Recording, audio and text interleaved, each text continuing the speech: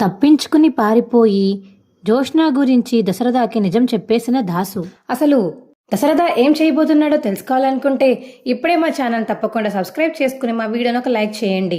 పక్కనే ఉన్న గంట సింబల్ మీద క్లిక్ చేసి నోటిఫికేషన్స్ ఆల్లో పెట్టుకోండి. అప్పుడే మేము చేసే వీడియోలు మీకు రోజు వస్తాయి. టీవీలో కంటే ముందుగా చూడాలనుకుంటే ఇప్పుడే మా ఛానల్ తప్పకుండా సబ్స్క్రైబ్ చేసుకోండి. ఇక దశరథ అయితే కూర్చుని అసలు దాసు ఏమైపోయాడు, ఎప్పటి నుంచి అసలు తను కనుక్కుందాం అనుకుంటున్నాను. జోష్న ఎందుకని తనేమో తల మీద కొట్టిందో ఇప్పటికీ నాకు అర్థం కావట్లేదు. అసలు ఎందుకని దాసు ఇన్ని రోజులు కనిపించకుండా ఎక్కడికి వెళ్ళిపోయాడు? ఫోన్ చేస్తుంటే లిఫ్ట్ చేయట్లేదు.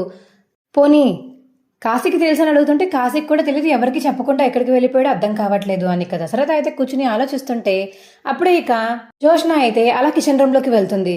దశరథ చూసి ఇదేంటి, నాకు జోష్న మీద ఎందుకు అనుమానంగా ఉంది? నిజంగా జోష్న అనేది అంతా చేస్తుంటుందా?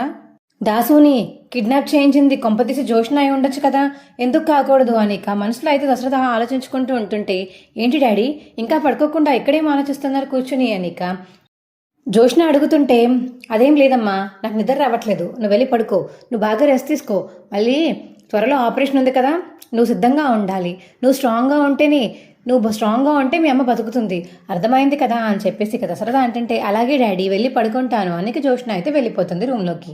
ఏంటి మా డాడీ ఈ టైంలో బయట కూర్చుని ఇంకేం ఆలోచిస్తున్నారు? అమ్మ గురించి క్లారిఫికేషన్ దొరికింది కదా, అమ్మకి నాకు బ్లడ్ శాంపిల్ మ్యాచ్ అయింది కాబట్టి ఇక నాన్న ఏమీ ఆలోచించాల్సిన అవసరమే లేదు, నేను బతికిస్తానని నమ్మకం నాన్నకు ఉండాలి కదా. కానీ హాల్లో కూర్చుని ఇంతలా ఆలోచించే విషయం ఏముందంట? ఏం ఆలోచిస్తున్నారు? నేను ఇంకా వాళ్ళ కూతురునంటే నాన్న నమ్మలేకపోతున్నారా ఏంటి? ఎందుకు ఆలోచిస్తున్నారో తెలుసుకోవాలి, మళ్ళీ ఏదో విషయంలో అడ్డంగా బుక్ అయిపోతాను, జాగ్రత్తగా ఉండాలి అని ఇక జోష్న అయితే వెళ్ళి మనసులో అనుకుంటూ ఉంటుంది.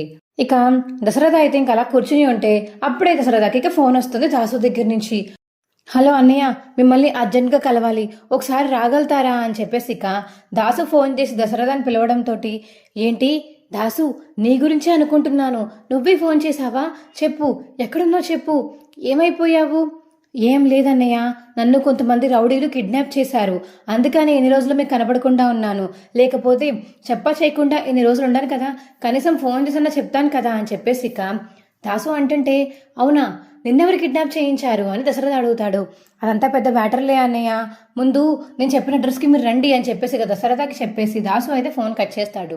ఇక దశరథ అయితే ఈ మాటలు ఎవరు వినలేదు కదా అని చుట్టుపక్కల చూసుకుని ఇక కంగారుగా అయితే కారు తీసుకుని బయలుదేరతాడు. కార్ సౌండ్ రావడంతో జోష్న అయితే రూమ్ నుంచి బయటకు వస్తుంది. ఏంటిది, నాన్న ఈ టైంలో కారు తీసుకుని ఎక్కడికి వెళ్తున్నారు? కొంపతీసి దాసు గాని నాన్నకి ఫోన్ చేసి ఒక చోటికి రమ్మని చెప్పలేదు కదా, లేకపోతే ఆఫీస్లో ఏమన్నా ఇబ్బందా, రెస్టారెంట్లో ఏమన్నా అయిందా? ఏంటో ఈ టెన్షన్లో చచ్చిపోతున్నాను.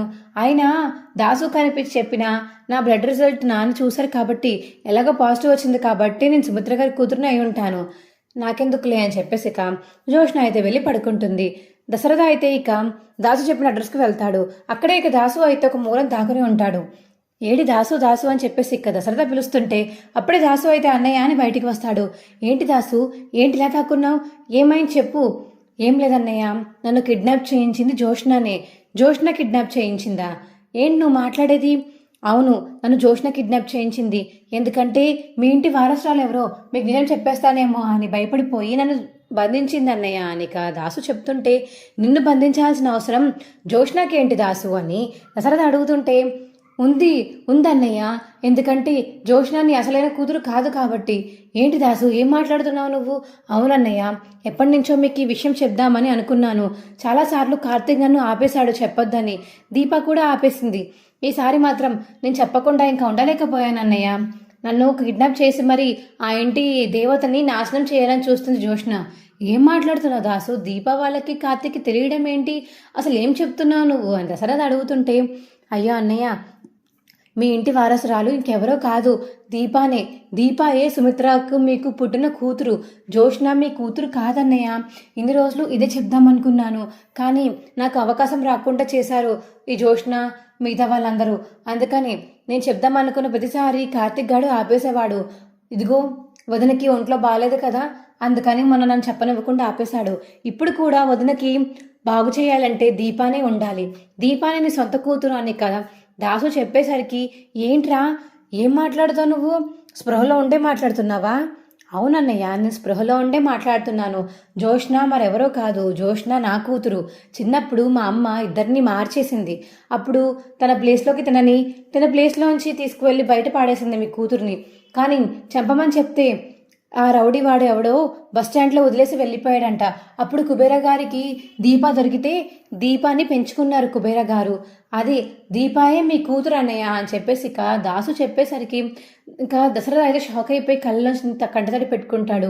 అనుకున్నాను రా దాసు, దీపకి నాకు ఏ జన్మలోనో పెద్ద బంధమే ఉండుంటుంది. ప్రతిసారి తను నా భార్యని కాపాడింది, మా భార్య తనను కాపాడింది. ఇద్దరికిద్దరు ఎప్పుడూ అన్యోన్యంగానే ఉన్నారు అనుకున్నాను. తిను కూడా అస్తమానం నన్ను నాన్న అని పిలుస్తుంటే ఏదో అనుకున్నాను. నిజంగా తన నా కూతురు అనుకోలేదురా. అవునన్నయ్య, మీకు నిజం చెప్పడానికే నేను తప్పించుకుని వచ్చాను రౌడీల దగ్గర నుంచి. మీకు నిజం చెప్పేశానంటే ఇక జోష్న నన్ను చంపేస్తుందన్నయ్య. ఏంట్రా అంతలా మాట్లాడుతున్నావు? జోష్న అంతా క్రూరాలా? అవునన్నయ్య, మీకు తెలీదు. చిన్నప్పటి నుంచి దాన్ని చూస్తూనే ఉన్నాను. ఎప్పుడు అలాగే చేసేది, ఇప్పుడు కూడా అలానే ఉంది. ఆ క్రూరత్వం ఏమాత్రం తగ్గలేదు. తనకి దక్కంది ఎవరికి దక్కకూడదు అన్నట్టే చూస్తుంది తెలుసా అన్నయ్య తను. మీరు జాగ్రత్తగా ఉండండి అన్నయ్య. ఈ విషయం మీకు తెలిసిపోయిందంటే అని తెలిసి తనకు తెలిసిందంటే మాత్రం మిమ్మల్ని కూడా వదలదు, మిమ్మల్ని కూడా ఏదో ఒకటి చేస్తుంది. అందుకని ఇంట్లో ఎవరికి చెప్పకుండా మిమ్మల్ని మాత్రమే రమ్మని చెప్పాను. సుమిత్ర వదినకి హెల్త్ బాగాలేదు కదా, ఈ విషయం తెలిస్తే మళ్ళీ సుమిత్ర వదిన తట్టుకోలేదేమో. జోష్నే తన ప్రాణంగా చూసుకుంటుంది కదా, ఈ నిజం తెలిస్తే ఇక వదిన తట్టుకోలేదని చెప్పేసి ఇంటికి వచ్చి చెప్పలేకపోయాను. అందుకనే మిమ్మల్ని బయటికి పిలిచి చెప్పాను. మీరు తప్పుగా అర్థం చేసుకోకండి అన్నయ్య అని చెప్పేసి ఇక దాసు అంటుంటే, అయ్యో దాసు, నువ్వు నిజం చెప్పావు, మాకు అది చాలు. కానీ రిపోర్ట్స్ ఎందుకు పాజిటివ్ వచ్చాయి? డాక్టర్ తీసుకొచ్చి రిపోర్ట్స్ పాజిటివ్ ఇచ్చింది అన్నయ్య. దశరథ అంటే డాక్టర్ గురించి చెప్తుంటే అందులో ఏదో మతలబు ఉండి ఉంటుందిలే అన్నయ్య. జోష్న డబ్బులు ఇచ్చి ఉండొచ్చు, లేకపోతే తన తల్లిని కాపాడుకోవడానికి దీపే వెళ్ళి హాస్పిటల్కి వెళ్ళి డాక్టర్ని బతిమలాడి ఉండొచ్చు. ఏదైనా జరుగుండొచ్చు. మీరు మాత్రం జాగ్రత్తగా ఉండండి. జోష్న జోలికి మాత్రం వెళ్ళకండి. అర్థమవుతుందా అన్నయ్య? కానీ దీపం దూరం పెట్టకండి. దీపాన్ని ఏం చేయడానికన్నా సిద్ధపడుతుంది జోష్న. కానీ ఇప్పుడు మీరు రిజల్ట్స్ పాజిటివ్ వచ్చాయంటున్నారు కాబట్టి వాళ్ళు కూడా ఒక టెన్షన్లో ఉండుంటారు. తను నిజంగానే సుమిత్ర కూతురని ఫీల్ అయి ఉంటుంది. నేను పారిపోయానని ఎప్పటికీ నా దగ్గరకు వచ్చి తను చూసే ఉంటుంది, తెలిసే ఉంటుంది. అందుకని నేను కూడా సేఫ్ దగ్గర దాక్కోవాలి. మేము బయటికి రాను, మీరే మొత్తం చూసుకోవాల్సింది. సరే అన్నయ్య, మేము వెళ్తున్నాను అని చెప్పేసి ఇక దాసు అయితే అక్కడి నుంచి వెళ్ళిపోతాడు. ఇక దశరథ అయితే అలా షాక్లో ఉండిపోయి, ఏంటిదంతా? దీప నా కన్న కూతురు అనమాట. దీపే నా ప్రాణాలని, నా పంచ ప్రాణాలు, నా ఆవిడ ప్రాణాలు కూడా కాపాడుతుంది దీపేనమాట. అసలు డాక్టర్ దగ్గరికి వెళ్ళి కనుక్కోవాలి. నిజం తెలుసని మాట్లాడితే అసలు డాక్టర్ ఏం చెప్తుందో చూద్దాము అనిక మనసులో అనుకుంటాడు దశరథ అయితే. మా వీడియో మీకు ఎలా అనిపించిందో కింద కామెంట్ సెక్షన్లో తెలియచేయండి. మా వీడియో కనుక నచ్చితే మా వీడియోని లైక్ చేసి తప్పకుండా మా ఛానల్ని సబ్స్క్రైబ్ చేసుకోండి. పక్కనే ఉన్న గంట సింబల్ మీద క్లిక్ చేసి నోటిఫికేషన్స్ ఆల్లో పెట్టుకోండి. అప్పుడే నేను చేసే వీడియోలు మీకు రోజు వస్తాయి. Bye friends.